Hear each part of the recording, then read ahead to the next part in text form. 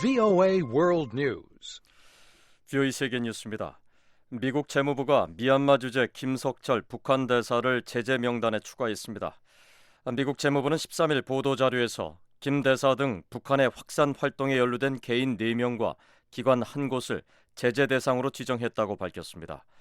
재무부는 북한 정부가 미국과 유엔의 제재망을 피해 확산 활동을 지속하는 것을 막기 위해 이런 조치를 내렸다고 밝혔습니다. 또 북한의 대량 살상 무기 조달망과 연계 기관에 대한 제재의 효율을 계속 유지하기 위한 차원이라고 설명했습니다. 제재 대상엔 김석철 미얀마 주재 북한 대사 외에 조선광업개발회사 소속 리종철과 김광혁, 황수만이 포함됐습니다. 재무부는 또 이번 조치가 북한의 노동당 관리들과 부처, 대행기관, 단체 등을 겨냥한 미국의 행정명령에 근거하고 있다고 밝혔습니다. 이 행정명령 18687호는 지난해 미 소니 영화사에 대한 북한 정권의 해킹 공격에 대한 대응으로 바락 오바마 대통령이 올 1월에 서명한 겁니다. 이 명령은 특히 북한 당국과 노동당 관리들을 포괄적인 제재 대상으로 삼고 있습니다. 재무부는 이번 조치에 따라 미국 사법권이 미치는 범위 안에서 제재 대상자들의 자산이 모두 동결되고 미국인과의 거래도 금지된다고 밝혔습니다. 이라크 쿠르드군이 북부 요충지 신자르를 탈환했습니다.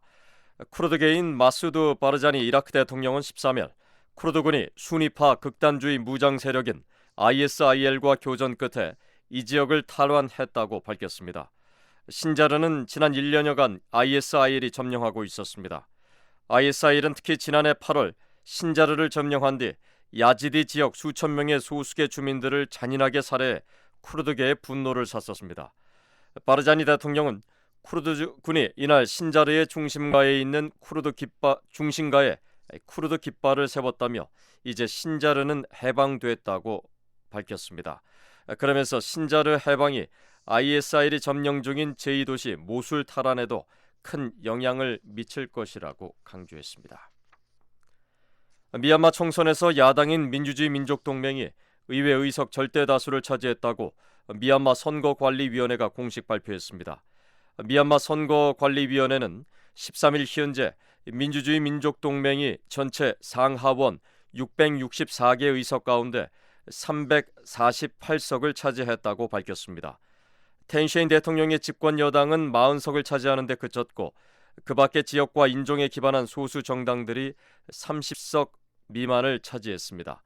이에 따라 민주주의 민족동맹은 대통령 선출 시 의회에서 군부의 거부권을 무력화시킬 수 있게 됐습니다. 미얀마 군부와 각 정당은 내년 2월 대통령 후보를 지명할 예정이고 가장 많은 표를 얻은 후보가 대통령, 나머지 2명의 후보가 부통령이 됩니다. 민주주의 민족동맹을 이끌고 있는 아웅산 수치 여사는 언론 인터뷰에서 아직 선거 결과가 마무리되지 않았다며 지지자들에게 자제를 당부했습니다. 이는 정권 군부 세력을 자극하지 않으면서 평화적인 정권 이양을 위한 포석으로 풀이되고 있습니다. 수치 여사는 새 정부를 구성한 뒤 국가개혁을 위한 분명하고 정확한 일정을 제시할 것이라며 국민이 원하는 목표는 여전히 훨씬 앞서가고 있고 선거는 단지 그 첫 단계라고 밝혔습니다.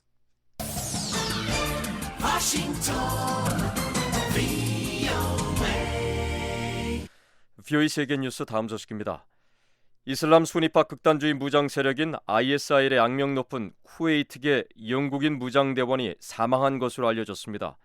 ISIL과 싸우고 있는 미 연합군의 대변인 스티브 워렌 대령은 13일 지하디 존이 시리아에서 미군의 폭격으로 사망한 게 거의 확실하다고 말했습니다. 워렌 대령은 미군이 이날 시리아 라카에서 지하디 존이 타고 있는 차량을 겨냥해 무인기로 공습을 가해 차량에 탑승한 2명이 사망했다고 말했습니다. 워렌 대령은 하지만 사망을 최종 검증하기 위해서는 시간이 더 걸릴 것이라고 밝혔습니다. 지하디 존은 쿠웨이트계 영국인 무함마드 엠와지로 서방인들과 구호요원, 언론인 등 인질들을 매우 잔인하게 참수해 미국과 영국 당국의 표적 1호로 지목된 인물입니다. 낸시 펠로시 전 미국 하원의장이 이끄는 미 의회 대표단이 13일 베이징에서 리커창 중국 총리를 만났습니다.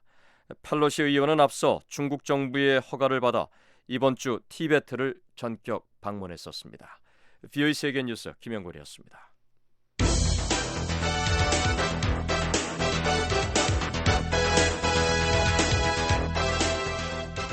워싱턴 뉴스 광장.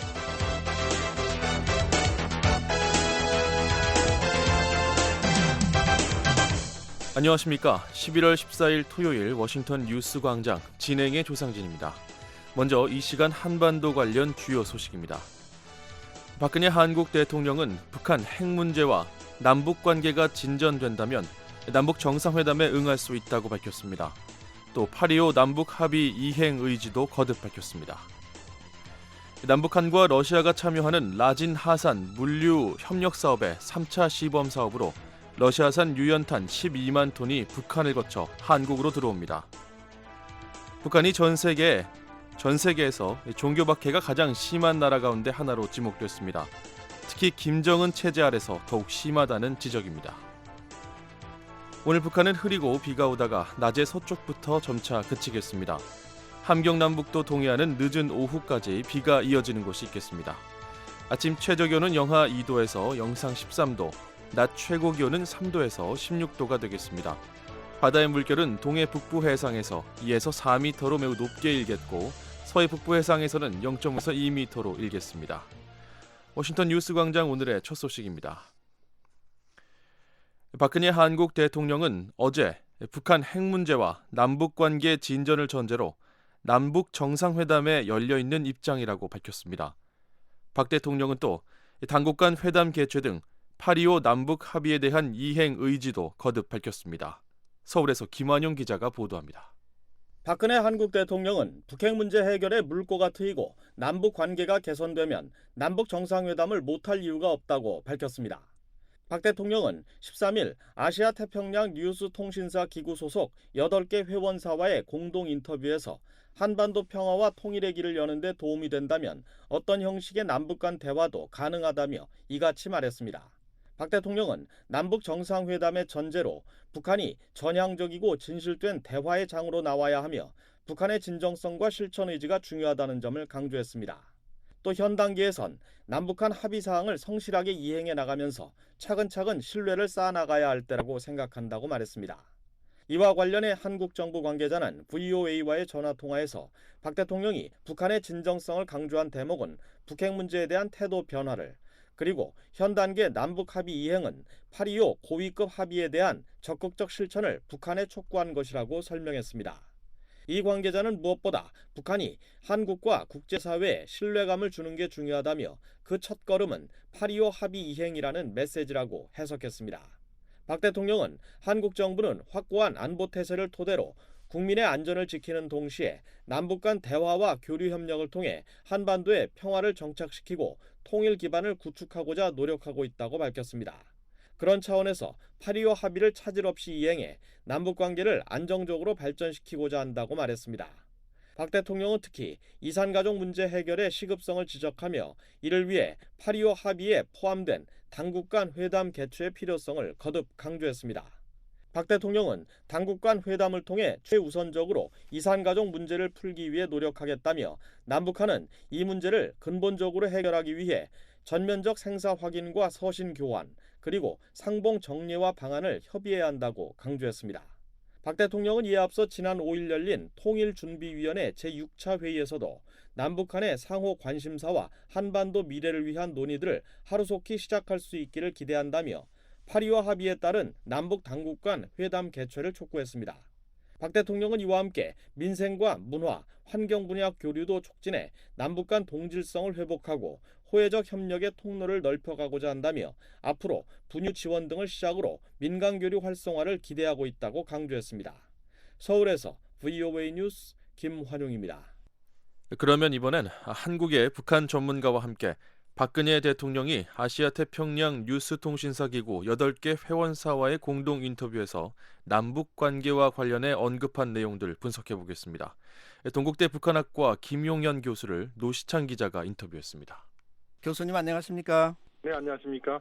먼저 박 대통령이 이번 인터뷰에서 남북 정상회담의 가능성을 언급했는데요. 여기에는 네네. 어떤 의미가 있다고 보십니까? 두 가지 측면입니다. 하나는 박근혜 대통령 입장에서 북핵 문제 해결에 물꼬가 트이는 것, 그다음 남북관계 개선의 진척이 이루어지는 이런 전제를 우선 달고 정상회담 이야기를 꺼냈다. 이 이야기는 그동안 박 대통령이 했던 이야기의 연장선상이다 이렇게 말씀드릴 수 있겠고요. 또 하나의 측면은 박근혜 대통령 입장에서 내년 상반기 정도까지 남북관계에서 뭔가 획기적인 진전 이런 것들이 이루어져야 된다. 그렇지 않을 경우에 집권 후반기로 접어들면서 지금 그 레임덕 현상도 올 수 있고 이런 상황에서 최대한 빠른 시간 내에 어쨌든 남관계의 근본적인 개선 조치를 하는 차원에서 정상회담의 그러한 그 공을 북측에 넘기는 이런 쪽으로 우선 그 북측의 제스처를 취했다. 그렇게 말씀드릴 수 있겠습니다. 네. 그러면 이번 정상회담 관련 발언이 과거와는 좀 다른 것이 있습니까? 사실 이제 지금 이번 정상회담에서 달라졌다 이렇게 보기는 좀 현재까지 좀 쉽지는 않을 것 같고요. 다만 이제 8.25 합의가 이미 나온 상태이고 이상과 상봉이 한번 이루어졌고 또 북한도 지금 7차 당대회를 내년 5월 초에 해야 되고 한국도 또 대통령 임기 말로 가는 이런 상황이기 때문에 그런 조건에서 그 정상회담에 좀 더 적극적 의지를 표현했다. 그렇게 말씀드릴 수 있을 것 같습니다. 이 남북 정상회담의 필요성이라든지요, 정상회담이 네. 열릴 수 있는 환경 또는 조건 이런 것들이 변한 게 있을까요? 현재로서는 남북 정상회담을 하는 데 있어서 근본적 환경이 바뀌었다 이렇게 현실적으로 좀 보기는 어려울 것 같습니다. 왜냐하면 북핵 문제, 그다음 남관계 개선 이런 부분들에서 크게 진전이 이루어졌다 이렇게 보기는 어려울 것 같고요. 다만 이제 지금 남관계가 계속 지금 꼬이고 있는 상황에서 8.25 합의가 있었고 또 이상가의 상봉이 한번 이루어진 상황이기 때문에 이러한 것들을 촉매로 해서 남관계의 근본적 개선이 필요하다. 그리고 이상가의 상봉 정례화 문제나 금강산 관광 재개 문제 이런 부분들이 매우 중요하다. 이런 인식들이 확산되고 있는 상황이기 때문에 그런 조건에서 정상회담을 해야 한다는 또는 하는 그런 환경 이런 부분들에서 점진적으로 좀 긍정적인 환경이 만들어지고 있다 이렇게 말씀드릴 수가 있겠습니다. 네. 이 혹 북한의 입장에서 이 정상회담에 대한 그 득실이라고 할까요? 또는 가능성이라고 할까요? 이 북쪽에서는 어떻게 보고 있는 건가요? 북한 입장에서는 지금 남북 정상회담이 급하다 이렇게 생각하기보다는 우선은 북중 정상회담이 급하다 이렇게 판단하는 것 같습니다. 네. 다시 말씀드리면 김정은 제1위원장이 중국의 시진핑 지도부를 만나는 베이징 방문하는 이런 것들이 가장 우선적인 김정은 제1위원장의 현재 목표다 이렇게 봐야 될 것 같고요. 그것이 성사가 된다면 남북 정상회담에도 상당히 좀 적극적으로 나올 가능성이 있다. 그렇게 본다면 북한도 어쨌든 정상회담을 통해서 김정은 제1위원장의 좀 불안한 이미지 이런 부분들을 획기적으로 개선하는 그런 차원의 노력을 기울인다. 이런 점에서는 우선은 그 북중 정상회담, 그 다음에 남북 정상회담 이런 수순으로 북한은 판단하고 있지 않나 하는 그런 판단입니다. 네. 박 대통령은 8.25 남북 고위급 합의의 이행, 특히 당국 간 회담 개최의 중요성을 강조했습니다. 하지만 북한은 이산가족 행사 이후에 여전히 묵묵부답인데요. 왜 이렇게 조용한 것일까요? 북한 입장에서는 지금 남측이 좀 더 적극적으로 남북관계 개선에 의지가 있느냐 이런 부분들에 대해서 계속 확인 작업을 하고 있다 이렇게 볼 수 있습니다. 다시 말씀드리면 금강산 관광 재개 문제랄지 또는 오이사주 체제 문제 이런 부분들에 있어서 남측 정부가 얼마나 적극적이냐 이런 것들이 확인되지 않았다 이렇게 판단하는 것 같습니다. 그래서 북측이 봤을 때 자신들이 받을 수 있는 선물 보따리 이런 보따리에 대해서 남측이 아직은 적극적으로 그런 보따리를 준비하지 않고 있다 이런 판단으로 지금 그 당권 회담을 남측이 지금 한국이 3번이나 제안을 했습니다만 거기에 대해서 지금 답변을 하지 않고 있는 그런 이유는 역시 그 북측이 받을 수 있는 그런 여러 가지 현안들에 대한 그 북측 입장에서의 선물 보따리 이런 부분들에 대해서 좀 더 남측의 진위를 파악하고 있다 이렇게 말씀드릴 수 있겠습니다. 네, 선물 보따리라면 구체적으로 무엇을 생각해 볼 수 있을까요? 일단 북측 입장에서는 금강산 관광 재개 문제가 가장 그 큰 선물이다 이렇게 봐야 될 것 같습니다. 네. 지금 우리 입장에서는 이산가의 상봉 정례화를 가장 중요한 북측이 우리에게 줄 수 있는 선물 보따리로 생각하고 있다 이렇게 말씀드릴 수가 있는데요. 그렇게 본다면 금강산 관광 재개 문제와 이산가의 상봉 정례화 이 부분이 그 남북이 주고받을 수 있는 그런 보따리다 이렇게 말씀드릴 수가 있겠고 그 과정에서 오이사조 체제 문제랄지 또 남관계에서의 좀 기본적으로 풀어져야 될 현안들 이런 것들이 그 북측이 그 상당히 관심 있는 선물 보따리다 이렇게 말씀드릴 수 있습니다. 이 박 대통령은 이런 상황인데도 불구하고 당국 간 회담을 거듭거듭 촉구하고 있는데요. 이런 네. 그 거듭되는 촉구가 북한에 어떤 영향을 줄 수 있을까요? 역시 이제 북한으로서는 부담을 느낄 수밖에 없다 이렇게 말씀드릴 수 있습니다. 왜냐하면 그 8.25 합의의 첫 번째 항은 당관회담의 빠른 개최를 평양 또는 서울에서 하자는 것이었거든요. 네. 그렇게 본다면 지금 박근혜 대통령의 그런 제안들은 북측에 대해서도 상당한 압박이 될 수밖에 없다. 그래서 북한으로서도 당관회담을 지금 계속 차일피일 미루는 이런 쪽으로 가는 것보다는 올해 안에 어쨌든 한 번의 당관회담을 통해서 내년도에 동력을 남관계의 동력을 만들어내는 그런 쪽으로 북한도 좀 더 적극적으로 움직일 필요가 있겠고 그런 과정에서 사전에 남북 당국이 좀 더 주고받을 수 있는 선물 보따리들을 좀 더 구체화시켜서 서로 간에 좀 주고받을 수 있는 그런 요소들을 찾는 그런 작업이 현재로서는 매우 필요하다고 봅니다. 혹시 이율설 장례식과 관련된 북한의 그 네. 국내 정치적 상황이 이런 것들을 진척시키는데 걸림돌이 되는 요인은 없을까요? 물론 이제 그런 부분들도 부분적으로는 뭐 작용한다고 볼 수 있겠습니다. 이번 장례식 과정을 보셨습니다만 어쨌든 이율설의 북한에서 이상 또 추모 기간이 5일간 국장을 했는데 네. 이러한 것들도 그 북한이 남관계에 좀 더 나설 수 있는 그런 상황들을 좀 지연시키고 있다 이렇게 말씀드릴 수가 있는데요. 이제는 뭐 그 장례식도 끝났고 또 최령의 비서와 관련된 여러 가지 논란이 있습니다만 어쨌든 북한 내부적으로 좀 더 내부의 상황들이 좀 정리되는 이런 시점에서 북측이 당관회담에 좀 더 적극적으로 좀 나서야 된다. 뭐 이런 점을 또 촉구를 해야 될 것 같습니다. 박 대통령은 또 8.25 합의 이후에 어느 정도 활기를 찾은 남북 민간 교류의 확대 의지도 밝혔는데요. 이런 그 네. 교류가 앞으로 계속 확대는 돼 갈 것으로 예상을 할 수 있을까요? 역시 그 부분에서 가장 중요한 부분은 그 지금의 상황들을 남북 당국이 좀 더 상호 신뢰를 갖고 지금 그 이끌어갈 수 있는 그런 능력을 보여주느냐 하는 부분인 것 같습니다.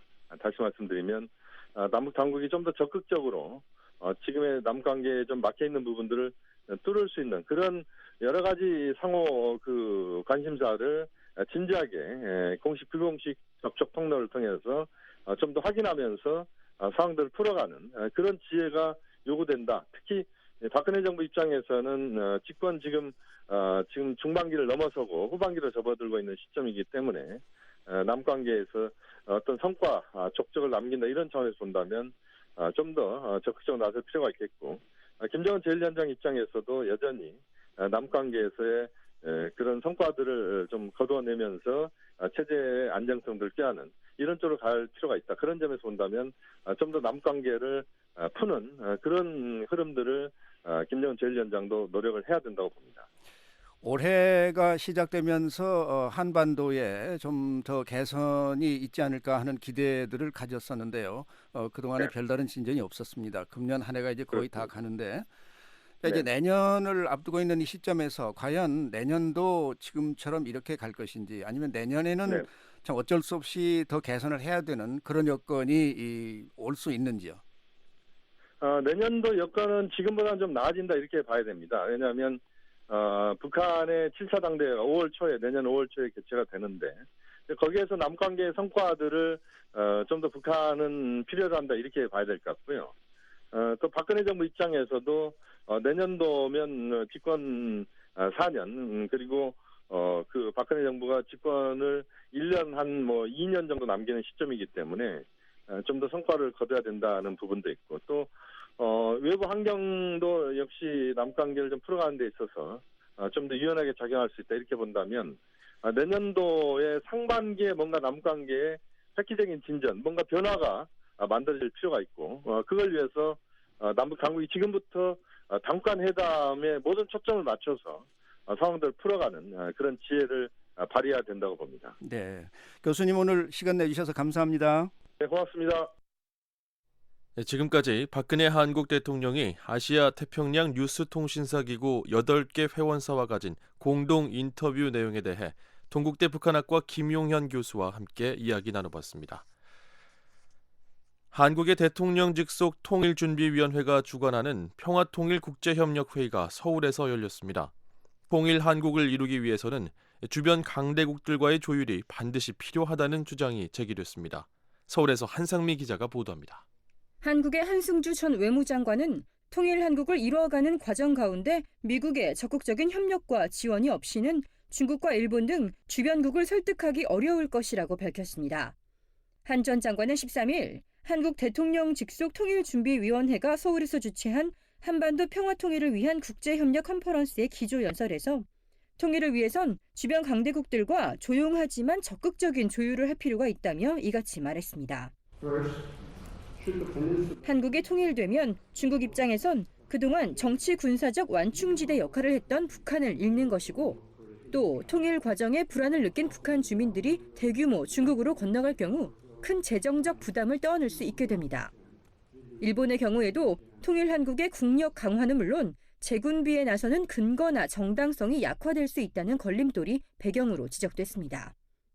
서울대 정치외교학부 전재성 교수는 동북아 정세와 한반도 통일 준비 세션의 발제를 통해 북한이 흡수 통일에 대한 두려움 때문에 핵 경제 병진 노선을 더욱 고집하고 있다면서 한국이 국제사회와 협력해 핵무기 없이도 안보를 지킬 수 있다는 걸 김정은 정권이 깨닫게 해야 한다고 강조했습니다. 전 교수는 또 통일 한국이 미국과 중국에 도움이 된다는 걸 설득해야 한다면서 한국은 중간 국가로서 경제적 상호 의존 관계는 물론 정치적 균형을 유지해 동북아시아 지역의 공동 비전을 구축할 필요가 있다고 설명했습니다. 이와 관련해 션 딩리 중국 푸단대학교 교수는 한반도 통일은 북한 엘리트 계층이 한국 정부가 제시하는 방식의 통일을 얼마나 받아들일 수 있을지가 핵심이라는 의견을 제시했습니다. 한국은 통일 후 북한 엘리트들에게 그들이 지금 누리는 특권을 줘야 한다고 생각하지 않아 북한이 한국의 통일 정책에 불신을 가질 수밖에 없다는 겁니다. 그렇기 때문에 북한은 자신들의 의지를 관철하기 위해 핵무기라는 마지막 보루를 고수하고 있는 것이라고 션 교수는 분석했습니다. 션 교수는 이어 중국이 한반도 통일을 반대할 이유가 없다면서 내년쯤 열릴 것으로 보이는 북중 정상 간 만남이 하나의 기회가 될 수 있을 것이라고 말했습니다. 션 교수는 또 지난 10년간의 한반도 상황을 보면 오히려 북핵 문제는 더 복잡해졌다면서 북한을 강하게 압박하면 다른 곳으로 튈 수 있는 만큼 중국이 지금까지의 대북 기조를 바꿀 가능성이 있다고 전망했습니다. 서울에서 VOA 뉴스 한상미입니다.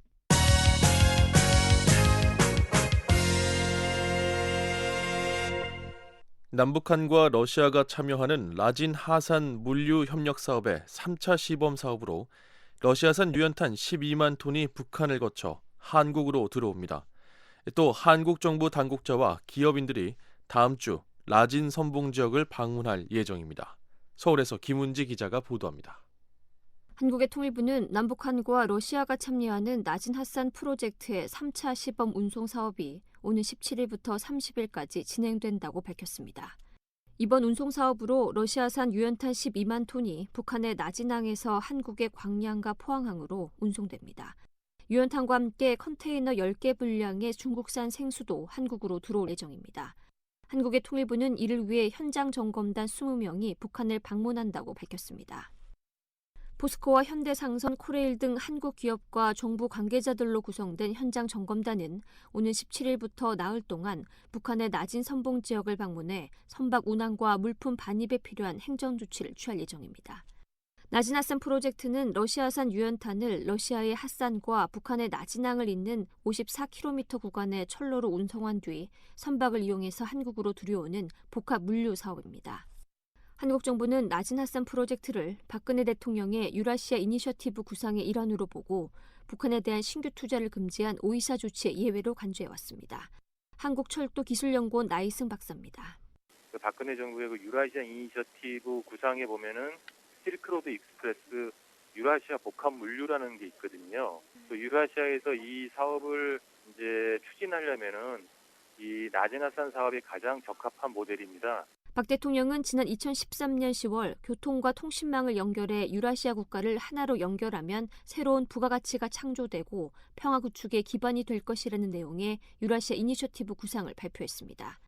이후 같은 해 11월 블라디미르 푸틴 러시아 대통령과의 정상회담에서 나진 핫산 프로젝트의 추진에 합의하고 이를 공동 성명으로 발표했습니다. 이에 따라 한국 기업 3곳은 지난해 11월에 이어 지난 4월 2차례 시범 운송을 했습니다. 당초 올해 안에 한국 기업들과 러시아 사업자와의 본계약이 체결될 것으로 예상됐지만 협상이 늦어지면서 계약도 지연되고 있습니다. 나진 핫산 프로젝트에 대해 잘 아는 한 관계자는 러시아가 공사 금액을 투명하게 공개하지 않은 데다 참여하는 한국 기업들의 재정 상황이 좋지 않아 기업들은 한국 정부의 재정 지원이 필요하다는 입장이라며 본계약이 지연되면서 러시아 측의 불만도 큰 것으로 안다고 말했습니다. 한국 기업 3곳은 러시아와 북한이 7대 3의 비율로 출자해서 세운 합작 기업인 라손 콘트라스에 러시아 측 지분 49%를 사들이는 방식으로 참여를 추진해왔습니다. 통일부 당국자는 나진 핫산 프로젝트에 정부 지원을 하는지 여부에 대해서 기업들이 경제 논리로 한다는 것이 한국 정부의 입장이라며 나진 핫산 프로젝트에 대한 재정 지원은 결정된 바 없다고 말했습니다. 서울에서 뷰의 뉴스 김은지입니다.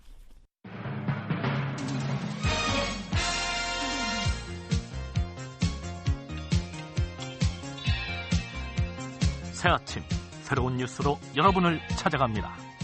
워싱턴 뉴스 광장. 다양한 뉴스의 깊이 있는 분석까지 매일 아침 워싱턴 뉴스 광장이 함께합니다.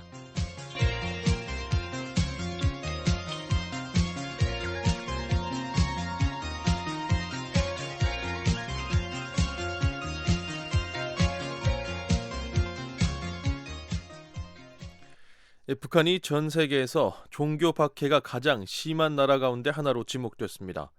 특히 김정은 체제 아래서 상황이 더욱 악화되고 있다는 지적입니다. 이현철 기자가 보도합니다. 로마 가톨릭 교황청 직속 기구인 국제 가톨릭 3억 원조 기구가 북한을 전 세계에서 종교 박해가 극심한 나라 가운데 하나로 지목했습니다. 이 단체는 최근 발표한 박해받고 잊혀진 사람들이란 제목의 보고서에서 이같이 밝혔습니다. 지난 2013년부터 2015년까지의 상황을 정리한 이 보고서는 북한 외에 중국과 사우디아라비아, 시리아, 수단 등 10개의 나라를 종교 박해가 극심한 나라로 꼽았습니다. 보고서는 북한의 경우 기독교인들의 상황이 이전보다 더 악화됐다고 평가했습니다. 지도자인 김정은 국방위원회 제1위원장이 주체 사상과 김씨 왕조에 대한 유사 종교 사상에 반대하는 사람들에 대한 탄압의 일환으로 신앙인들에 대한 폭력과 위협을 가하는 새로운 움직임을 보이는 징후가 있다는 겁니다. 특히 김정은 체제 아래서 북한 주민들이 신앙 때문에 처형되고 있다고 지적했습니다.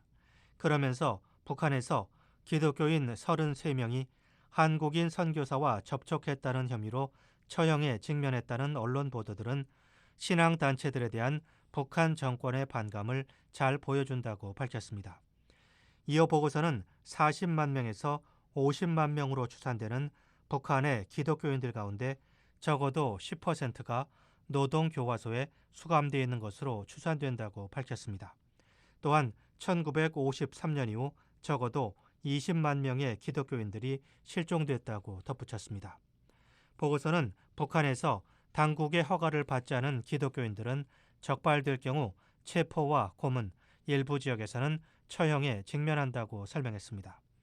아울러 북한은 헌법상으로는 종교 자유를 보장하지만 실제로는 진정한 의미의 종교 자유가 전혀 존재하지 않는다고 지적했습니다.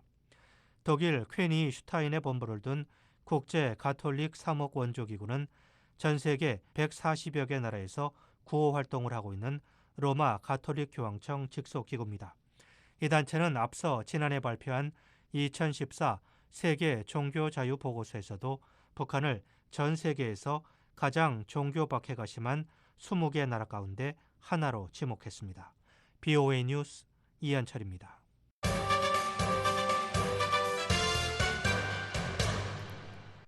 한국 내 탈북자들 가운데 정부의 초기 적응 교육이나 정착 지원 대상에서 배제돼 지원을 거의 받지 못하는 사람들이 있습니다. 비보호 북한 이탈 주민으로 불리는 이런 사람들의 정착 실태를 점검하고 그에 맞는 정책을 제언하는 토론회가 열렸습니다. 서울에서 박은정 기자가 전해드립니다. 저는 이제 그런 생각을 좀 합니다. 통일로 가는 길에 있어서 인권 문제는 사실은 이게 비켜갈 수 없는 문제고, 인권 문제. 12일 오전 대한상공회의소 비보호 북한 이탈 주민 정착 실태 및 정책 제언을 주제로 연구 발표회가 열렸습니다. 공동체를 우리가 만들자는 거 아닙니까? 비보호 북한 이탈 주민이란 한국 정부의 정착 지원 제도 혜택을 전혀 받지 못하는 사람들을 뜻하는데요. 통일부 자료에 의하면 2003년 이후 한국에 들어온 탈북민 중 비보호 대상자는 172명으로 집계됐습니다. 탈북민들 가운데 비보호 대상자가 있다는 것은 북한 인권에 관심이 있는 사람들에게도 그리 익숙한 주제는 아닌데요. 북한인권지원센터 부설 정재호 정착지원본부장은 이들의 한국 사회 적응과 정착 안정을 위한 정책 방안을 제언했습니다. 북한인권정보센터는 북한 인권을 위해서 활동하는 기구인데요. 그러다 보니까 북한 이탈 주민들을 많이 만나게 돼요. 그런 과정에서 우리 정부의 정착 지원 제도에 밖에서 아주 소외되어 있는 분들이 있다는 걸 저희들이 알게 됐고요. 그래서 이것이 무슨 일인지 그걸 조사를 시작을 하게 됐어요. 이제 앞으로 이걸 기점으로 해서 이제 학자들도 좀 또 참여를 하고 정부에 좀 바람직한 어떤 정책 방향으로 나갈 수 있도록 또 저희들의 제언도 하는 일들을 앞으로도 좀 계속 더 노력을 해야 될 것 같아요. 비보호 대상으로 결정되는 탈북민은 크게 항공기 납치나 마약 거래와 같은 중대한 범죄자나 한국에 입국 후 1년이 지나서 보호 신청한 사람으로 나뉘는데요. 이에 정재호 본부장은 늦게 신청한 경우를 범죄자와 같은 기준으로 판단하는 것은 문제가 있다고 지적했습니다. 이런 상황을 잘 알지 못해서 한국에 입국 후 1년이 지나 보호 신청을 한 탈북민 2명이 이날 증언자로 나섰는데요. 김미선 씨는 자신은 물론 딸까지 비보호 처분을 받았습니다. 저희 둘째 딸은 9살에 두만강을 건너 25살인 오늘까지 타영살이의 힘들고 멋진 과정을 겪으면서 성장하였습니다. 조선 사람의 신분을 찾아주는 생각에 국제 결혼으로 한국을 가야만이 된다고 결심하고 가는 길을 알아보았으며 중국의 법도 어길 수가 없었고 한국의 입국 심사도 두려웠습니다. 저는 법을 어기고 살아본 적이 없습니다. 북한 이탈 주민 법 규정을 들어본 바가 없고 전혀 몰랐었기 때문에 제가 한국에 돌아와 3년이라는 시간을 흘러 보냈습니다. 몰랐으니까요. 누구를 탓할 수가 없지요. 국제 결혼으로 한국에 들어왔을 당시 딸을 중국에 혼자 두고 왔었기 때문에 부모된 마음에 걱정하지 않을 수가 없었습니다. 그래서 삭달 비자로 한국 초청을 한 것이 발단이 되어 내 딸이 비보호자가 되었다는 것이 원통할 수밖에 없습니다. 김혜숙 씨는 입국한 지 3년 만에 신고하면서 비보호 대상자가 됐는데요. 그래서 저는 비보호 대상이라는 걸 비보호 대상이 뭔지를 몰랐습니다. 아직 그냥 한국에 오면은 이제는 내가 우탁할 때가 있구나. 이래 나도 이래 품어주는 사람이 있구나. 그런 생각 그랬는데 한의원에 들어가니까 한 달 정도 된 것 같습니다. 제 기억은 정확히 어느 날짜인지 모르겠지만 한 달 정도 돼서 지금 주민등록 번호가 내려왔을 때 밑에 비보호 대상이라고 찍어 나왔습니다. 김미선 씨는 인권적 측면에서 탈북민들을 평등하게 다뤄주길 바라는 마음을 전했습니다. 앞으로 후배들이 저 같은 비보호자들이 우리 딸하고 엄마가 받은 그 상처를 되풀이 되지 않게 이렇게 법을 좀 바뀌어줬으면 좋겠다. 이 말씀을 드리고 싶어요. 김혜숙 씨는 대한민국의 한 사람으로 자립할 수 있도록 지원 정책을 마련해 주기를 호소했습니다. 저희가 지금 대한민국에 대해서 정착도 제대로 못하면서 지금 또 대한민국에서 혜택도 못 받고 있잖아요. 그러니까 대한민국이 나라에서 분명 우리를 품어줬잖아요. 그러니까 품어줬으니까 좀 조금이나마 최소한이나마 도움줘서 저희가 진짜 그저 혼자만 왔으니까 부모 형제가 없어요. 누가 우리를 일으켜줄 손잡아줄 사람이 없는데 최소한이나마 손을 조금만 잡아주면은 노력해서 잘 살 것 같은데.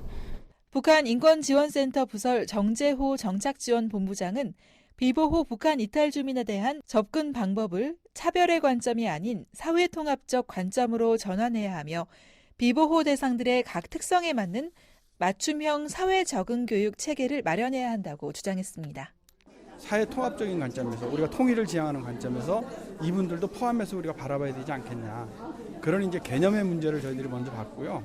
그러다 보니까 그러면은 북한 이탈 주민들을 지원해 줄 수 있는 뭐 하나원이나 하나센터나 이런 그 하드웨어들을 이제 조직을 하고 그다음에 거기에 여러 가지 프로그램들을 만들어서 우리 사회에 정착할 수 있도록 하잖아요. 그러니까 이분들도 그러면은 그와 동일한 어떤 그 절차를 통해서 우리 한국 사회에 정착을 시키는 것이 미래 대한민국을 위해서 통일을 바라보는 대한민국 입장에서 바람직할 것이다. 그래서 그런 하드웨어나 소프트웨어 이런 것들을 좀 같이 개발을 했으면 좋겠다 하는 그런 이제 정책 제안을 우리 정부에다 이제 드리는 겁니다. 서울에서 VOA 뉴스 박은정입니다.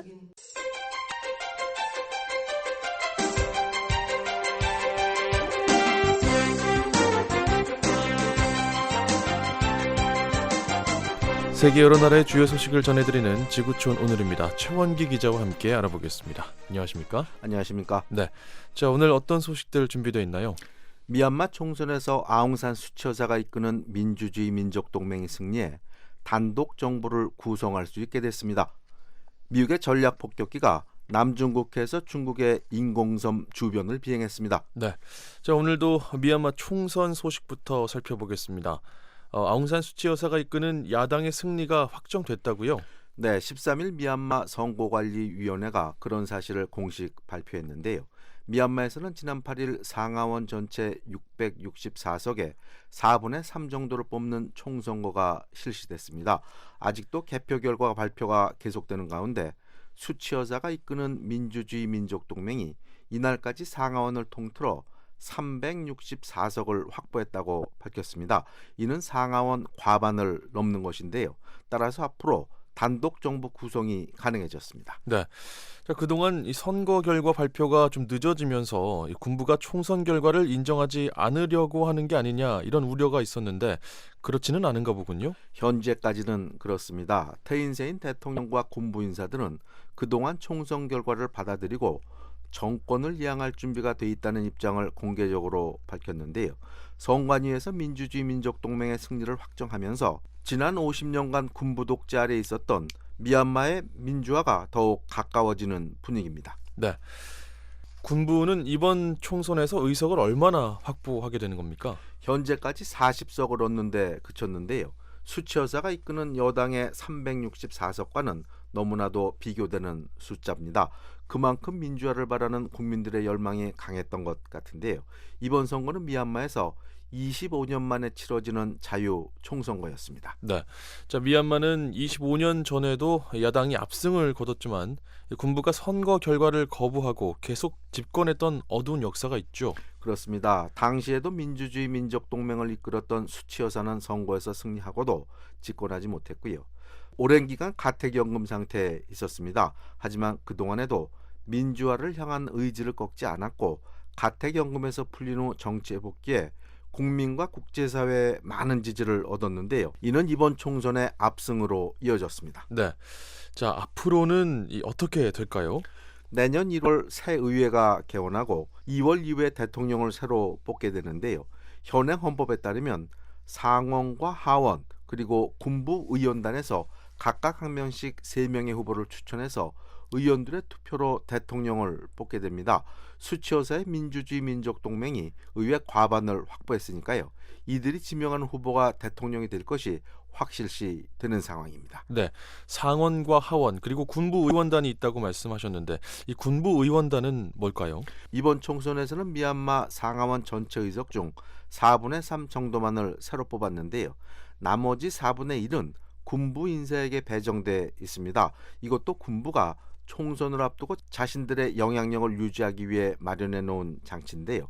그래서 국제사회에서는 이번 총선은 여전히 완전한 자유선거에는 되지는 못했다, 이런 비판이 목소리가 있었습니다. 네.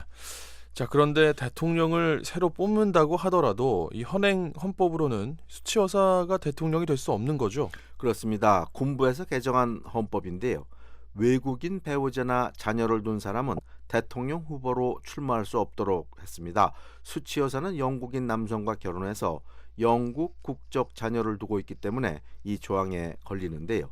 군부가 개헌 당시 이 조항을 삽입했을 때 수치여사를 겨냥한 것이란 비난도 있었습니다. 한편 수치여사는 총선 후 가진 인터뷰에서 자신이 대통령이 되지 못하더라도 집권당 지도자로서 국정에 영향을 미치겠다는 의지를 밝힌 바 있습니다. 네. 자, 이와 관련해서 미국 정부가 미얀마의 새로운 헌법 개정을 촉구했다는 보도도 있군요.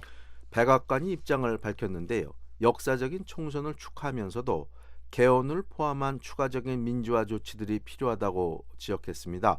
벤 로즈 백악관 국가안보 부보좌관은 미얀마가 완전한 민주주의와 문민 통치로 가기 위해서는 개헌이 필요하다는 게 미국의 꾸준한 입장이었다고 말했습니다. 네.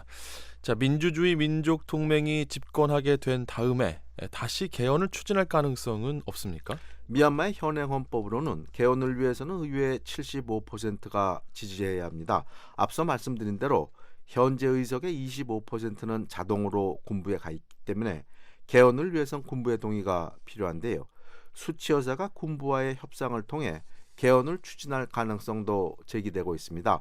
이와 관련해 다음 주 수치여사의 제안으로 태인세인 대통령 등 군부 핵심 인사들과 갖는 4자 회동 결과가 주목되고 있습니다.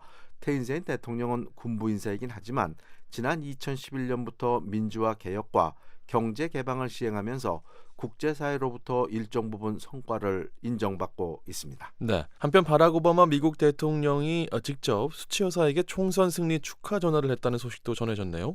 백악관은 오바마 대통령이 10일 수치여사와 전화 통화를 갖고 총선 승리를 축하했다고 밝혔습니다. 미얀마의 민주화를 위해 오랫동안 지칠 줄 모르는 노력과 희생정신을 발휘한 점을 높이 평가했습니다. 오바마 대통령은 또 이번 총선에 따른 새 정부 구성은 미얀마의 민주화 전환과 평화 번영을 위해 매우 중요하다, 이렇게 강조했는데요. 오바마 대통령은 앞서 태인세인 대통령에도 전화를 걸어서 선거가 성공적으로 치러진 것을 축하하기도 했습니다.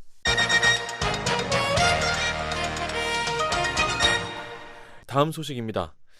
미국이 중동의 순위파 무장 세력이죠. ISIL의 외국인 인질 살해 동영상에 등장했던 이 대원을 겨냥해서 무인기 공격을 감행했다고요?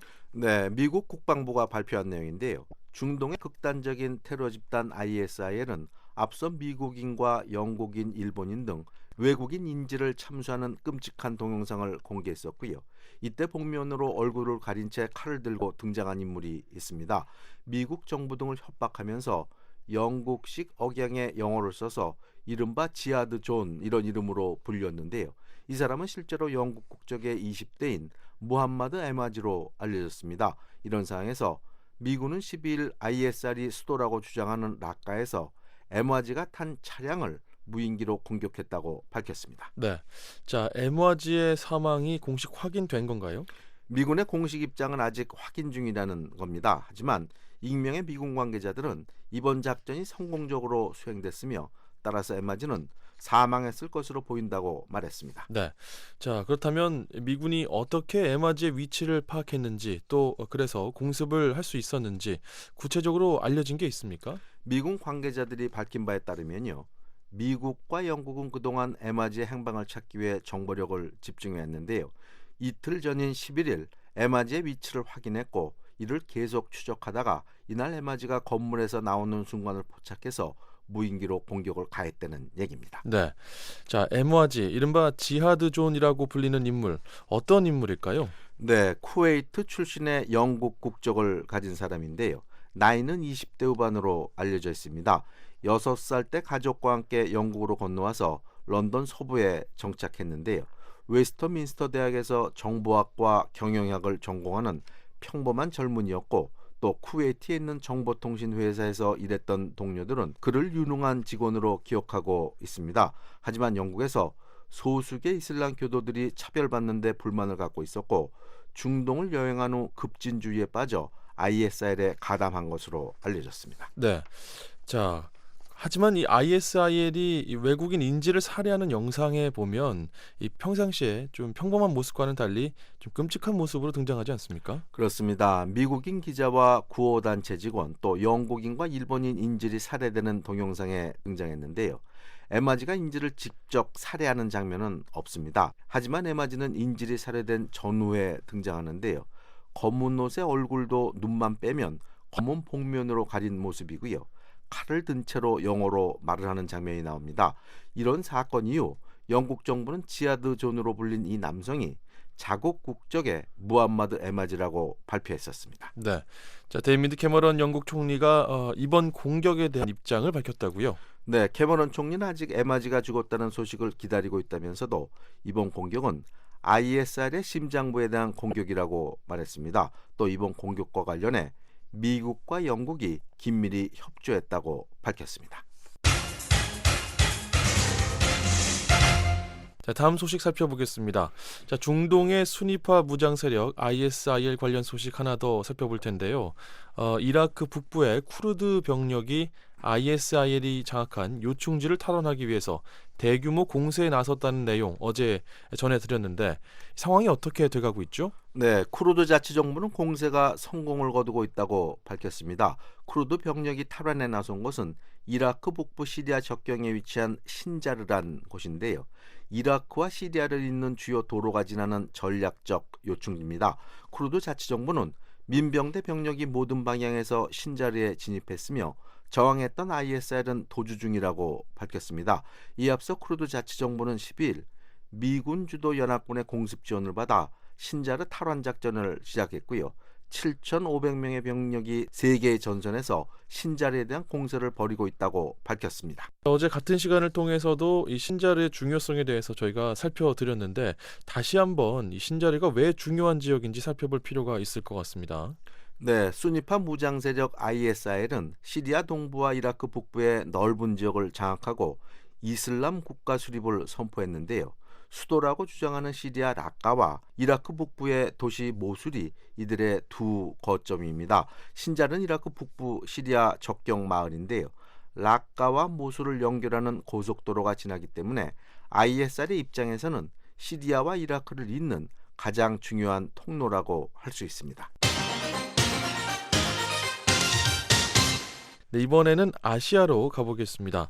자, 미군의 전략 폭격기들이 남중국해에서 중국의 인공섬 주변을 비행했네요. 미군이 밝힌 내용인데요. 미군은 지난달 남중국해 스프레틀리 군도에서 중국의 인공섬 주변 12해리 이내에 해군 구축함을 진입시켰는데요. 이번에는 공군 전략 폭격기인 B-52 2대가 주변 상공을 비행했다는 얘기입니다. 미군에 따르면 지난 8일과 9일 B-52 전략 폭격기 2대가 괌 기지를 출발해서 스프레틀리 군도 주변 공용에서 일상적인 임무를 수행했다고 밝혔습니다. 네, 자, 중국 측의 반발이 없었을까 걱정이 되는데요. 어떻습니까? 중국 지상관제소에서 2차례 경고를 보냈지만 임무를 모두 수행한 후 귀환했다고 합니다.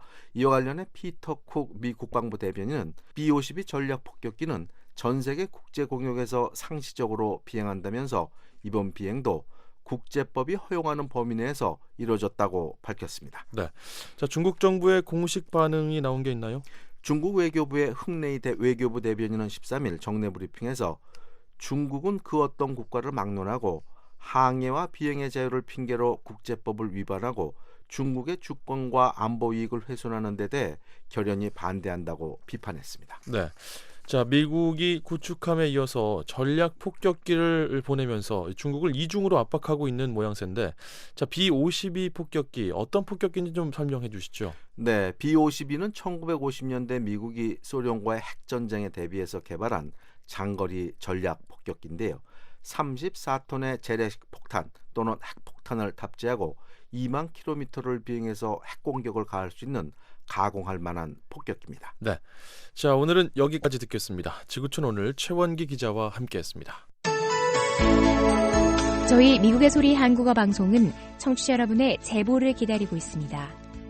제보하실 팩스 번호는 1-202 382-5325입니다.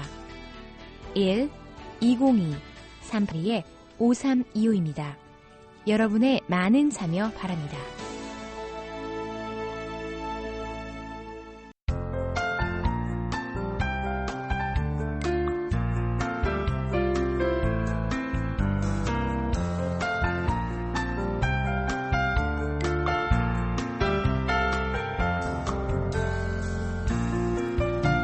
한국기상청 제공 북한 날씨 전해드립니다. 오늘 북한은 흐리고 비가 내리다가 낮에 서쪽부터 점차 그치겠습니다. 함경 남북도 동해안은 늦은 오후까지 비가 이어지는 곳이 있겠습니다. 아침 최저 기온은 영하 2도에서 영상 13도, 낮 최고 기온은 3도에서 16도가 되겠습니다. 바다의 물결은 동해 북부 해상에서 2에서 4m로 매우 높게 일겠고 서해 북부 해상에서는 0.5에서 2m로 일겠습니다. 이어서 지역별 날씨입니다. 평안 남북도 전 지역 오전에는 흐리고 비가 내리다가 오후 들어 차츰 개겠습니다. 평양은 아침 최저 12도, 낮 최고 15도, 남포 최저 11도에서 최고 14도, 신의주는 아침 최저 7도, 낮 최고 12도, 강계 최저 6도에서 최고 9도 분포를 보이겠습니다. 황해도 지역도 오전에 비가 내리다가 오후에는 구름만 많이 끼겠는데요. 해주 최저 13도, 최고 16도, 개성 최저 12도, 최고 15도가 예상됩니다. 함경남도, 양강도, 강원도는 하루 종일 비가 내리는 곳이 많겠습니다. 함흥 최저 기온은 10도, 최고 12도, 장진 최저 0도, 최고 7도, 해산 최저 영하 2도, 최고 영상 3도, 원산은 최저 11도, 최고 12도를 기록하겠습니다. 함경북도도 흐리고 비가 내리는 곳 많겠습니다.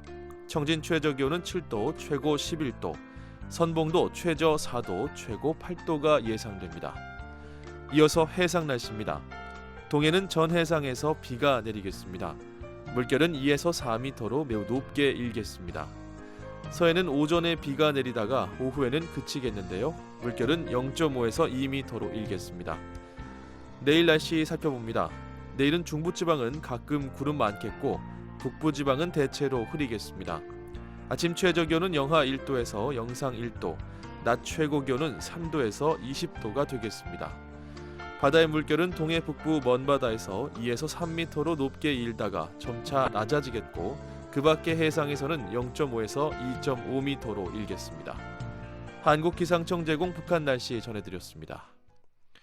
11월 14일 토요일 워싱턴 뉴스 광장을 애청해 주신 여러분 감사합니다. 지금까지 진행의 조상진이었습니다. 이어서 VOA 세계 뉴스가 방송됩니다. VOA World News. VOA 세계 뉴스입니다. 미국 재무부가 미얀마 주재 김석철 북한 대사를 제재 명단에 추가했습니다. 미 재무부는 13일 보도자료에서 김 대사 등 북한의 확산 활동에 연루된 개인 4명과 기관 1곳을 제재 대상으로 지정했다고 밝혔습니다. 재무부는 북한 정부가 미국과 유엔의 제재망을 피해 확산 활동을 지속하는 것을 막기 위해 이런 조치를 내렸다고 밝혔습니다. 또 북한의 대량 살상 무기 조달망과 연계 기관에 대한 제재의 효율을 계속 유지하기 위한 차원이라고 설명했습니다. 제재 대상엔 김석철 미얀마 주재 북한 대사 외에 조선광업개발회사 소속 리종철과 김광혁, 황수만이 포함됐습니다. 재무부는 또 이번 조치가 북한의 노동당 관리들과 부처, 대행기관, 단체 등을 겨냥한 미국 행정명령 18687호에 근거하고 있다고 밝혔습니다. 이 명령은 지난해 미소니 영화사에 대한 북한 정권의 해킹 공격에 대한 대응으로 바락 오바마 대통령이 올 1월에 서명한 겁니다. 이 명령은 특히 북한 당국과 노동당 관리들을 포괄적인 제재 대상으로 삼고 있습니다. 재무부는 이번 조치에 따라 미국 사법권이 미치는 범위 안에서 제재 대상자들의 자산이 모두 동결되고 미국인과의 거래도 금지된다고 밝혔습니다. 이라크 쿠르드군이 북부 요충지 신자르를 탈환했습니다. 쿠르드계 마수드 바르자니 이라크 대통령은 13일 쿠르드군이 수니파 극단주의 무장 세력인 ISIL과 교전 끝에 이 지역을 탈환했다고 말했습니다. 신자르는 지난 1년여간 ISIL이 점령하고 있었습니다. ISIL은 특히 지난해 8월 신자르를 점령한 뒤에 야지디 지역 수천 명의 소수계 주민들을 잔인하게 살해해 쿠르드계의 분노를 샀었습니다. 바르자니 대통령은 쿠르드군이 이날 신자르의 중심가에 쿠르드 깃발을 세웠다며 이제 신자르는 해방됐다고 밝혔습니다. 그러면서 신자르 해방이 ISIL이 계속 점령 중인 이라크 제2도시 모술 탈환에도 큰 영향을 미칠 것이라고 강조했습니다. 이슬람 순위파 극단주의 무장 세력인 ISIL의 악명 높은 쿠웨이트계 영국인인 지하드 존이 사망한 것으로 알려졌습니다. ISIL과 싸우고 있는 미 연합군의 대변인 스티브 웨렌 대령은 13일 지하드 존이 시리아에서 미군의 폭격으로 사망한 게 거의 확실하다고 밝혔습니다. 워렌 대령은 미군이 이날 시리아 라카에서 지하디 존이 타고 있던 차량을 겨냥해 무인기로 공습을 가해 차량에 탑승한 2명이 사망했다고 말했습니다. 하지만 사망을 최종 검증하기 위해서는 시간이 좀 더 걸릴 것이라고 밝혔습니다. 지하디 존은 쿠웨이트계 미국인 무함마드 엠와지의 이름으로 서방인들과 구호요원, 언론인 등 인질들을 매우 잔인하게 참수해 미국과 영국 당국의 표적 1호로 지목된 인물입니다.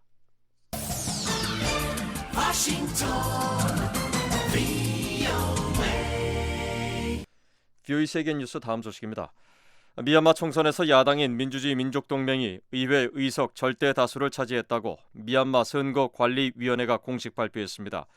위원회는 13일 현재 민주주의 민족동맹이 전체 상하원 664개 의석 가운데 348석을 차지했다고 밝혔습니다. 테인쉐인 대통령의 집권 여당은 40석을 차지하는 데 그쳤고 그 밖의 지역과 인종에 기반한 소수 정당들은 30석 미만을 차지했습니다. 이에 따라 민주주의 민족동맹은 대통령 선출 시 의회에서 군부의 거부권을 무력화시킬 수 있게 됐습니다. 미얀마는 내년 2월쯤 대통령 선거를 실시합니다. 낸시 펠로시 전 미국 하원 의장이 이끄는 미 의회 대표단이 13일 베이징에서 리커창 중국 총리를 면담했습니다. 펠로시 의원은 앞서 중국 정부의 허가로 이번 주 티베트를 전격 방문했었습니다. 펠로시 의원은 지난 6년간 티베트 방문을 시도했었습니다. 펠로시 의원은 이날 리 총리에게 자신과 의회 대표단이 티베트를 방문할 수 있도록 해준 데 대해서 사의를 표명했습니다. 미국의 B-52 폭격기가 이번 주 초 중국이 영유권을 주장하고 있는 남중국해 스프리텔리 군도 근처 상공을 비행했었다고 미 국방부 관리가 밝혔습니다. 빌 어브런 국방부 대변인은 지난 8일과 9일 괌의 미 공군기지에서 B-52 폭격기 2대가 출격해 스프레틀리 군도 상공 국제 공역에서 일상적인 임무를 수행했다고 밝혔습니다. 이상 VOA 세계 뉴스 김영권이었습니다. 지금까지 여러분께서는 VOA 한국어 아침 방송을 들으셨습니다. VOA 아침 방송은 매일 아침 3시 30분부터 5시 30분까지 2시간 동안 단파 5875, 7365, 7485kHz로 보내드리고 있습니다. VOA 저녁 방송은 밤 7시 30분부터 11시 30분까지 4시간 동안 중파 1188kHz로 보내드립니다. 단파로는 밤 8시 30분부터 11시 30분까지 3시간 동안 7460kHz, 11990kHz로 보내드리고 있습니다. 또 밤 8시 30분부터 9시 30분까지 1시간 동안은 단파 9490kHz, 밤 9시 30분부터 11시 30분까지 2시간 동안은 단파 11935kHz로도 들으실 수 있습니다. VOA 방송은 인터넷으로도 청취하실 수 있습니다. 인터넷 웹사이트 주소는 www.voakorea.com입니다. 함께해 주신 여러분께 감사드립니다. 그럼 다음 방송 시간까지 안녕히 계십시오.